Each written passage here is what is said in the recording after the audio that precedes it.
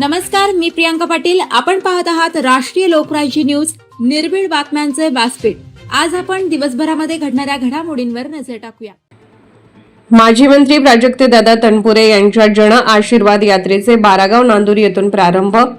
जनतेने पुन्हा संधी दिल्यास राहुरीचा आवाज विधानसभेमध्ये गाजवणार माजी मंत्री प्राजक्त तनपुरे. राहुरी मतदारसंघातील पोटनिवडणुकीच्या पार्श्वभूमीवर राजकीय वातावरण चांगलेच तापले असून माजी मंत्री प्राजक्त तनपुरे यांनी जन आशीर्वाद यात्रेच्या माध्यमातून जनतेच्या गाठीभेटी घेऊन जनमताची चाचणी करण्यास सुरुवात केली असून या जन आशीर्वाद यात्रेची सुरुवात बारागाव नांदूर या ठिकाणापासून केली आहे.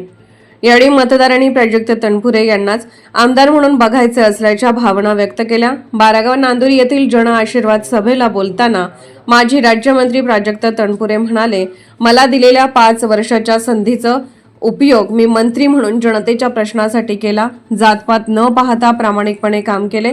आता पुन्हा संधी दिल्यास राहुरीचा आवाज अधिक ताकदीने विधान भवनात मांडणार आहे. राहुरीला मंत्रीपद मिळाल्यानंतर मी तालुक्याच्या विकासासाठी आपण स्वतःला झोकून दिले. त्यामुळे स्थानिक व हक्काच्या नेतृत्वाला संधी देण्याचे भावनिक आव्हान प्राजक्त तनपुरे यांनी मतदारांना केले असता मतदारांनी त्यांना उत्स्फूर्त प्रतिसाद दिला. राहुरी नगर पाथर्डी मतदारसंघात सबस्टेशनची क्षमता वाढवली. शेकडो डीपी मंजूर केल्या. नगर मनमाड रस्त्यासाठी आंदोलन करून काम सुरू केले. तसेच शेतकऱ्यांचे केके रेटसाठी 1 इंचही जमीन जाऊ देणार नाही असा ठाम इशारा त्यांनी दिला. तसेच निळवंडे धरणासंदर्भातही त्यांनी आपली भूमिका ठाम घेतली. तालुक्यातील वाढत्या बिबट्यांच्या संख्येबाबतही शेतकऱ्यांच्या वतीने माननीय पंतप्रधान मोदी यांना पत्रामार्फत शेतकऱ्यांच्या भावना कळवल्या गेल्या. 3 पिढ्यांपासून असलेल्या नात्याचा विचार करून मी तुमच्या समोर आलो आहे. काही चुका झाल्या असतील पण त्या विसरून मला पुन्हा एकदा विधानसभेत काम करण्याची संधी द्या असे भावनिक आव्हान यावेळी मतदारांना केले. या जन आशीर्वाद यात्रेत या सभेला विश्वास पवार, बाळासाहेब गाडे, प्रभाकर गाडे, गोवर्धन गाडे, श्रीराम गाडे, बाळासाहेब खुळे यांच्यासह बारागाव नांदूर व पंचक्रोशीतील नागरिक मोठ्या संख्येने उपस्थित होते.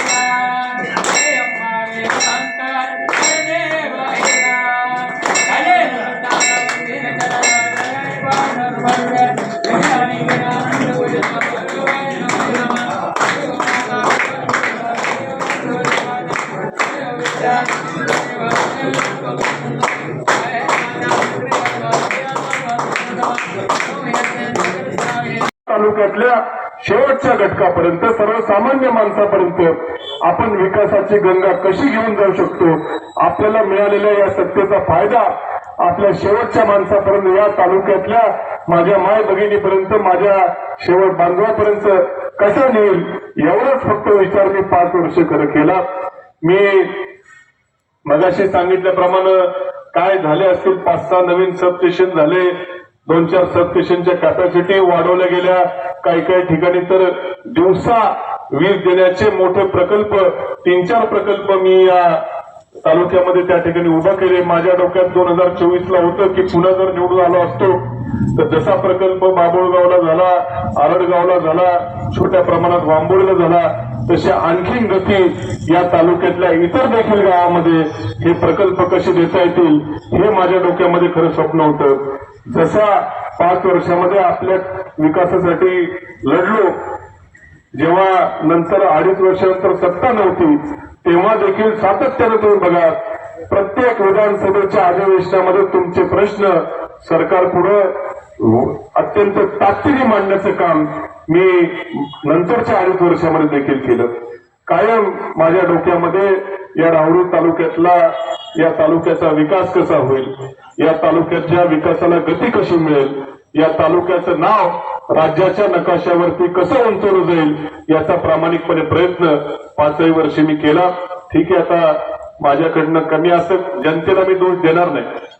24 साली माझा पराभव झाला, आपण नांदूरमध्ये देखील मला थोडी कमी मतं मिळाली. मी अजिबात जनतेला दोष त्या ठिकाणी देणार नाही. मीच कुठेतरी कमी पडलो असेल, एखादं काम माझ्याकडनं कदाचित कमी झालं असेल, कुणाचा न जाणतेपणे काही माझ्याकडनं अपमान झाला असेल, कुणाबद्दल काही कदाचित एखाद्या सुखदुःखाला मी कमी भेटलो असेल, काय झालं असेल, माझ्या चुका असतील. परंतु त्या झालेल्या चुकांमधनं सुधरून पुन्हा एकदा आपल्या सर्वांचा जर विचार असेल, मला दिसतंय की या तालुक्याचं अस्मिता, या तालुक्याचा विकास या भविष्य काळामध्ये योग्य हातामध्ये जावा, ही एक माझी फक्त प्रामाणिक भावना त्या ठिकाणी आहे. उद्या आपल्या सर्वांचं मत आलं नको तर काय निवडणूक लढवूया अशातला काही भाग नाही. काय शेवटी जनता त्या ठिकाणी निर्णय घेणार आहे. पण मी आपल्या समोर आलोय की या तालुक्याच्या विकासाला गती देण्याकरता मलाही 5 वर्षाचा कुठेतरी आता अनुभव आला. मी 5 वर्षापूर्वी जेव्हा आमदार होण्याच्या अगोदर एखादा फोन अधिकाऱ्याला करायची वेळ आली तर तेव्हाचा माझा कॉन्फिडन्स असेल, माझा अभ्यास असेल. आणि आता 5 वर्ष वेगवेगळ्या पदावरती काम केल्यानंतर एखादा प्रश्न सोडवायचा कसा असेल, त्यावेळेस काय नेमकं लागतात, काय गोष्टी लागतात, कुठंतरी थोडासा अनुभव माझ्या पाठीशी निश्चितपणे आहे. मी काय माझं काय कौतुक म्हणून सांगत नाही, परंतु एखादा प्रश्न सोडवण्याकरता नेमका कुठल्या अधिकाऱ्याशी बोललं पाहिजे, काय बोललं पाहिजे, कसा त्यातनं मार्ग निघाला पाहिजे, याचा कुठतरी थोडासा 4-5 वर्षाचा का होईना अनुभव, आणि राज्यातल्या कॅबिनेटमध्ये देखील बसून वरच्या अँगलनी नेमके प्रश्न कसे सुटतात हा थोडाफार अनुभव. मी म्हणत नाही की मी काय खूप मोठा झालो, परंतु या अनुभवाचा माझा फायदा हा निश्चितपणे या तालुक्यातले प्रश्न सुटण्याकरताच मार्गी पणाला लावू शकेल असा देखील विश्वास मला त्या ठिकाणी आहे. शेवटी आपल्या सर्वांची चर्चा, विचार विनिमय करून योग्य तो निर्णय आपण घेऊ. या निवडणुकीमध्ये थोडं देखील या तालुक्याच्या विकासाला कशी गती देता येईल हाच आपला एकमेव अजेंडा त्या ठिकाणी असणार आहे. आपल्या सर्वांशी चर्चा करून आपलं जे काय सर्वांचं मत असेल त्या पद्धतीने निर्णय घेऊ, एवढंच या निमित्ताने सांगतो आणि थांबतो. धन्यवाद. रामकृष्ण. यांनी देखील आता जन आशीर्वाद यात्रा सुरू केली. काय सांगा जन आशीर्वाद यात्रा या निवडणुकीसंदर्भात? हा पहिलाच दौरा आहे, पहिलाच गावाचा बरेचसे लोकांनी भावना आहे या तालुक्याला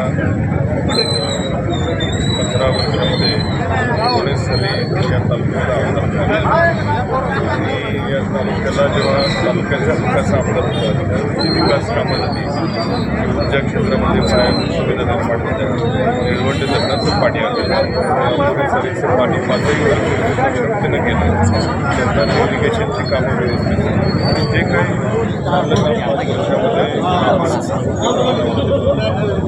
आज विरोधीचे वीज व्यवस्थित मिळत आहे सिंगल फेज वीज बंद आहे पाणी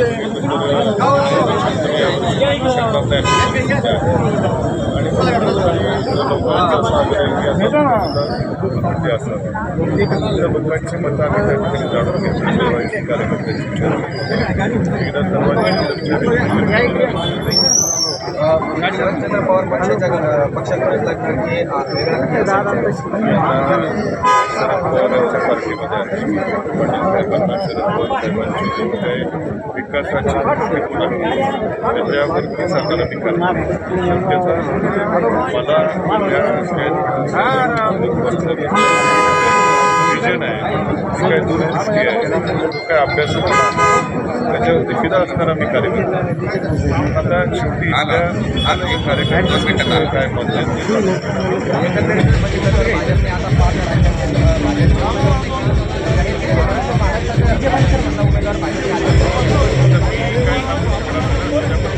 मला विचारण्यापेक्षा माझ्या जे काही पक्षाचे पदाधिकारी त्याचा